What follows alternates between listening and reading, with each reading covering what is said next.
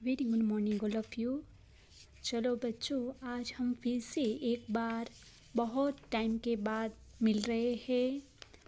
आशा करती हूँ कि आपकी सबकी हाफ ईयरली एग्ज़ाम सारे सब्जेक्ट की अच्छी गई होगी और सबको अच्छे मार्क्स भी आ जाएंगे।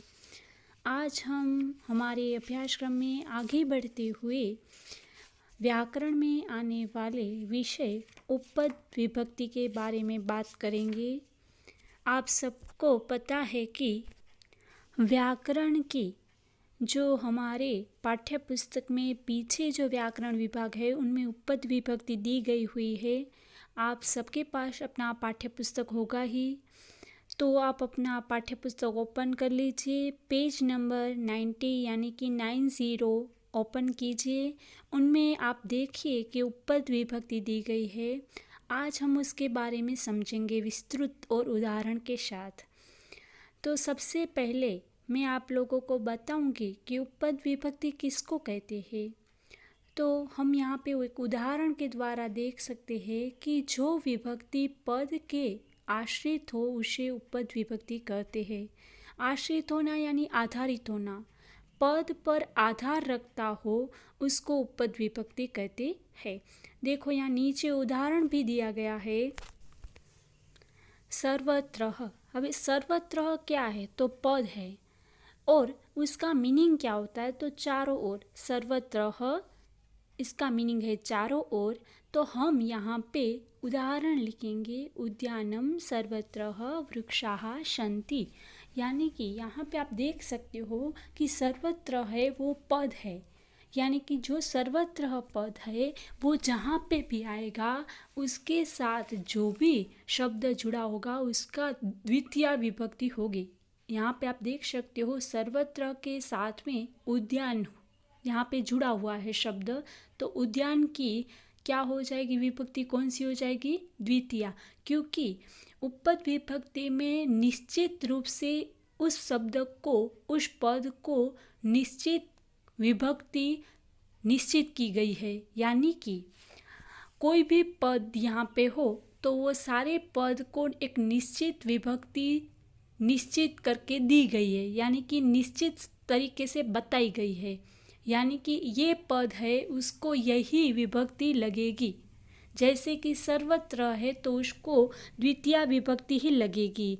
वैसे ही परितः, तो परितः शब्द है उसके साथ द्वितीय विभक्ति ही लगेगी। तो आपको कारक विभक्ति की तरह यहाँ पे देखना नहीं है, उसका अर्थ नहीं समझना है, बल्कि आपको वो पद देखना है। आपको यहाँ पे सर्वत्र ही सिर्फ देख लेना है। सर्वत्र है तो आपको द्वितीय विभक्ति में वो वाक्य लिख देना है। ऐसे ही परितः शब्द आपको दिया गया है तो आपको द्वितीय विभक्ति में उसका वाक्य लिख देना है। समझ गए ना? उसमें कारक विभक्ति की तरह आपको अर्थ को नहीं देखना है, उसके अर्थ के हिसाब से आपको वाक्य नहीं बनाने। यहाँ पे आपको शब्द देख लेना है, शब्द कौन सा है उसकी तरह आपको वो विभक्ति में उसका वाक्य बना देना है, क्योंकि उपपद विभक्ति है। और उपपद विभक्ति हमेशा पद पर आधारित रखती है, यानी कि जो पद है उसको उसके अनुसार विभक्ति लग जाती है, निश्चित की गई है पहले से ही। ठीक है, तो चलो पहले हम कारक विभक्ति की भी थोड़ी बात कर लेते हैं ताकि आपको पता चले कि कारक विभक्ति और उपपद विभक्ति में थोड़ा क्या अंतर है। कारक विभक्ति यानी कि कारकों के लक्षण के आधार पर, अर्थात कारक की परिभाषा के आधार पर वहाँ विभक्तियाँ आती है। जैसे कारक विभक्ति कहते हैं, जैसे कि कर्म कारक की परिभाषा है कि कर्ता कर्म के द्वारा जिसे सबसे अधिक चाहता है उसे कर्म कारक कहते हैं। जैसे कि यज्ञदत्तः वेदम पठति, इसका मतलब क्या है? तो यहाँ पे कारक विभक्ति को हम बहुत लंबी तरह से नहीं बात करते हैं, सिर्फ शॉर्ट में यही बात करते हैं कि कारक विभक्ति में ये होता है कि कारकों के लक्षण पर आधार रखता है, यानी कि वो क्या करना चाहता है, करता है वो क्या करना चाहता है, उस बात को लेकर वहाँ पे विभक्तियाँ लगती है। ठीक है, यहाँ पे कर्म कारक की व्याख्या दी है कि कर्म कारक में क्या होता है, तो उसकी परिभाषा ये है कि कर्ता कर्म के द्वारा जिसे सबसे अधिक चाहता है, यानी कि वो कार्य करता हो, वो काम करने के लिए चाहता हो, तो वो करता है, वो कर्म क्या चाहता है उसके द्वारा उसकी विभक्ति लगती है। जैसे कि यहाँ पे आप देख सकते हो कि यज्ञदत्तः वेदम पठति। यहाँ पे यज्ञदत्त क्या है तो के करता है, और कर्म क्या है तो कि वेदम। वेदम में द्वितीय विभक्ति लगती है क्योंकि कर्म कारक द्वितीय विभक्ति है। ठीक है, तो यहाँ पे यज्ञदत्तः वेदम पठति, यहाँ पे यज्ञदत्त जो है कर्ता विभक्ति में लगा है क्योंकि वो करता है, प्रथमा विभक्ति करता है, इसीलिए वहाँ पे प्रथमा विभक्ति में यज्ञदत्तः लिखा है। और वेदम है वो द्वितीय विभक्ति है क्योंकि करता है वो वेद को पढ़ना चाहता है, यहाँ पे उसकी इच्छा है, इसीलिए वो कर्म बना। वेदम क्या बना, कर्म बना, इसीलिए वहाँ पे द्वितीय विभक्ति लगी है। इस तरह यहाँ पे प्रथमा विभक्ति और द्वितीय विभक्ति आप देख सकते हो कि यज्ञदत्त में प्रथमा विभक्ति है, जैसे कि वेदम में द्वितीय विभक्ति है। तो इस तरह ये कारक विभक्ति कहलाती है। पर उपपद विभक्ति में ऐसा नहीं होता है। जिन वाक्यों में किसी विशेष पद के कारण से जो विभक्ति आती है वह उपपद विभक्ति होती है। मैंने आपको पहले ही बताया कि वहाँ पे निश्चित पद होता है, निश्चित शब्द होता है, विशेष पद होता है, उसको निश्चित रूप से विभक्ति लग जाती है, उसमें कारक की परिभाषा नहीं करते, यानी कि यहाँ पे कोई कारक की विभक्ति नहीं लगती है, वहाँ कारक से कोई अभिप्राय नहीं होता है, यानी कि यहाँ पे कोई कारक विभक्ति का कोई नियम लगता नहीं है। कहना चाहिए कि यह कारक का अपवाद होता है, जैसे नगरम उभयतः वनम अस्ति। यहाँ पे एक उदाहरण दिया है कि नगरम उभयतः वनम अस्ति। उभयत यानी दोनों तरफ, यानी कि यहाँ पे नगर की दोनों तरफ वन है, वनम अस्ति यानी कि वन है, अस्ति यानी है। तो आप यहाँ पे देख सकते हो कि इस उदाहरण में नगरम उभयतः वनम अस्ति, तो यहाँ पे वनम जो है, वन जो है, वहाँ पे द्वितीय विभक्ति लगी है। क्यों लगी है तो यहाँ पे उभयत जो शब्द आपको दिया गया है ना, विशेष पद दिया गया है, यहाँ पे पद देख रहे हो ना, उभयत ये शब्द देख रहे हो, तो ये क्या है तो ये उपपद विभक्ति का पद है कि उभयत यानी कि दोनों तरफ। उसका मीनिंग क्या होता है, दोनों तरफ। और ये जब उभयत होता है जिस वाक्य में, वहाँ पे द्वितीय विभक्ति हो जाती है, इसीलिए यहाँ पे वन का वनम हुआ। ठीक है, तो इस तरह उभयत, परितः, सर्वतः, यहाँ ये जो शब्द है, निश्चित शब्द दिया गया है, उसके साथ निश्चित आपको विभक्ति पहले से ही दी गई है, यानी कि आपको कोई याद नहीं रखना है, आपको सिर्फ ये याद रखना है कि ये शब्द है तो इसके साथ यही विभक्ति लगती है। तो हम हमारे अभ्यासक्रम में, हमारे पाठ्य पुस्तक में जो उपपद विभक्ति दी गई है उसको समझेंगे और उसका उदाहरण भी समझते जाएंगे। देखो यहाँ पे सबसे पहले है उभयत। उभयत का मीनिंग आपको सामने दिया गया है कि दोनों तरफ। ठीक है, और ब्रैकेट में जो दिया गया है वो उसकी विभक्ति है, यानी कि यहाँ पे ये बताया है कि जब उभयत शब्द हो तो वहाँ पे द्वितीय विभक्ति लगेगी। यहाँ पे उसके पास में ही उदाहरण भी है, नदीम उभयतः वृक्षाः सन्ति। तो यहाँ पे आप उदाहरण में देख सकते हो कि नदी का नदीम हो गया, म लग गया, यानी द्वितीय विभक्ति लग गई। क्यों, क्योंकि उभयत है इसीलिए। ठीक है, तो इस तरह आप जब भी उभयत से वाक्य बनाते हो तब आप द्वितीय विभक्ति में उसका वाक्य बना सकते हो। यहाँ पे है नदी के दोनों तरफ वृक्ष है। ठीक है, ऐसे ही हम ऐसे अभी बना सकते हैं कि विद्यालयम उभयतः वृक्षाः सन्ति, यानी कि विद्यालय की दोनों तरफ वृक्ष है। ठीक है, इसी तरह हम ये भी बना सकते हैं कि मंदिरम उभयतः जनाः वसन्ति, यानी कि मंदिर की दोनों तरफ लोग रहते हैं, निवसन्ति यानी रहते हैं। ठीक है, इसी तरह दूसरा है तो क्या परितः। तो परितः का मीनिंग होता है चारों तरफ, और वहाँ पे भी द्वितीय विभक्ति लगती है। ठीक है, तो यहाँ पे देख सकते हो आप, उदाहरण है विद्यालयम परितः प्राचीरम अस्ति। इसी तरह फिर है सर्वत्र। सर्वत्र यानी कि सभी तरह, उनमें भी द्वितीय विभक्ति ही लगेगी। और यहाँ पे उदाहरण है कि ग्रामम सर्वत्र कृषि क्षेत्राणि सन्ति, यानी कि गांव के सभी तरह कृषि क्षेत्राणि यानी कि खेत है। फिर है प्रति। तो प्रति का मीनिंग होता है की ओर, हम कहते हैं ना इसकी ओर, तो उनमें भी द्वितीया विभक्ति लगेगी। और उसका उदाहरण आप देख सकते हो कि छात्रः विद्यालयं प्रति गच्छति। छात्र यानी कि विद्यार्थी, जो स्टूडेंट है वो विद्यालय की ओर जा रहा है। आप वैसे ही बना सकते हो कि छात्रः मंदिरं प्रति गच्छति, छात्रः उद्यानं प्रति गच्छति, छात्रः पाठशालायां प्रति गच्छति, छात्रः क्रीडाक्षेत्रं प्रति गच्छति। इसके बाद है निकषा। निकषा यानी उसका मीनिंग क्या होता है, समीप में, और उनमें भी द्वितीया विभक्ति लगती है। यहाँ पे आप उदाहरण देख सकते हो, विद्यालयम निकषा उद्यानम अस्ति, यानी विद्यालय के पास में ही उद्यान है। उसी तरह उद्यान यानी कि बगीचा। इसी तरह आप दूसरा भी बना सकते हो, विद्यालयम निकषः विद्यालयम अस्ति,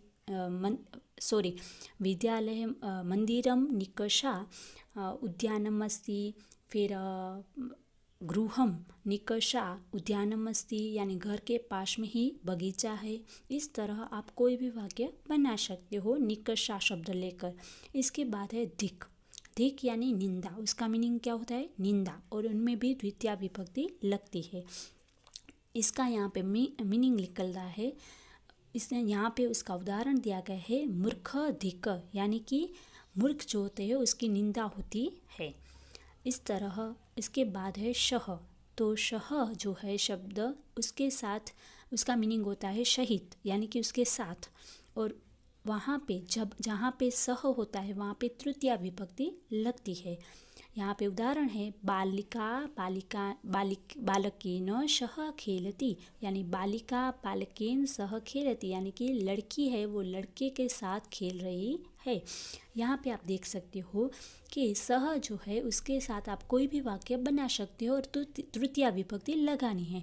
ऐसे ही माता पुत्रेण सह खेलती, फिर आप दूसरा कोई वाक्य बना सकते हो कि छात्रा छात्रेण सह खेलती।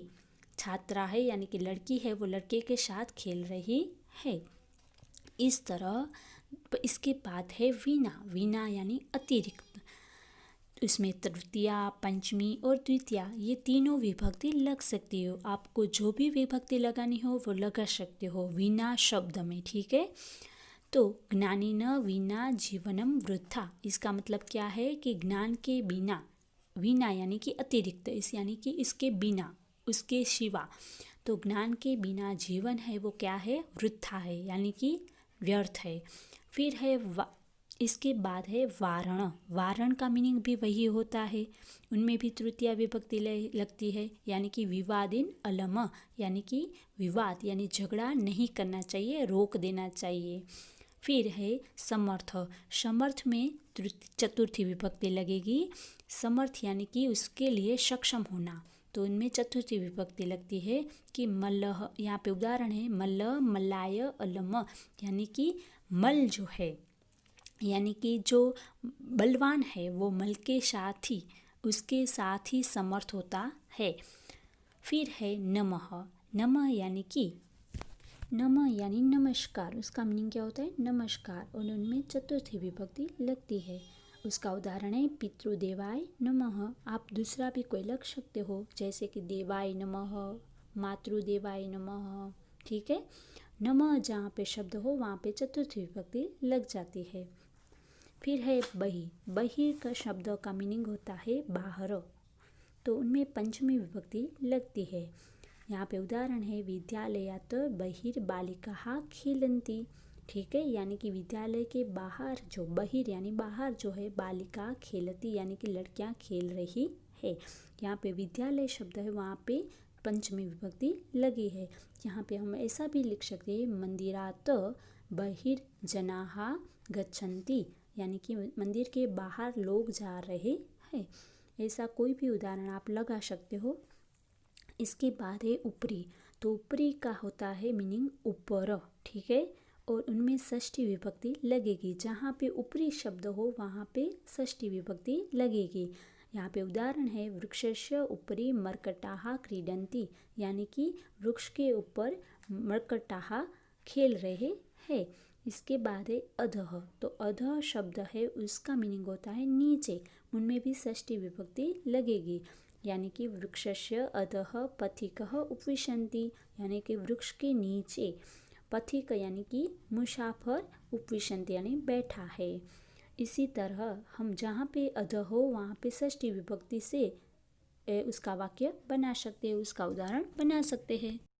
जैसे कि मंचस्य अधः श्रोताः उपविशन्ति, यानी कि मंच के नीचे श्रोतागण बैठे हैं, सुनने वाले। ठीक है। इसके बाद है अंतः। अंत का मीनिंग होता है भीतर यानी कि अंदर, उसमें भी षष्ठी विभक्ति लगेगी। तो यहाँ पे उदाहरण है विद्यालयस्य अन्तः छात्राः पठन्ति, यानी विद्यालय के अंदर जो छात्रा है वो पढ़ रहे हैं, यानी कि स्टूडेंट।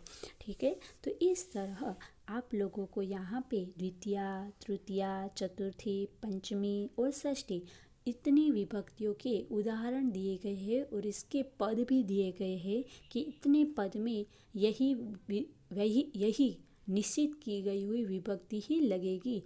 आप कहीं पे भी परितः दिया गया हो तो उसमें आप द्वितीया विभक्ति ही लगाओगे।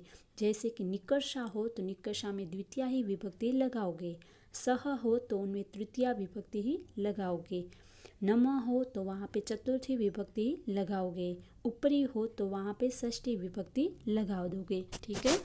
इस तरह ये उपपद विभक्ति बहुत सरल है। ठीक है। तो ये उपपद विभक्ति आपको अपने संस्कृत की व्याकरण की बुक में लिखनी है।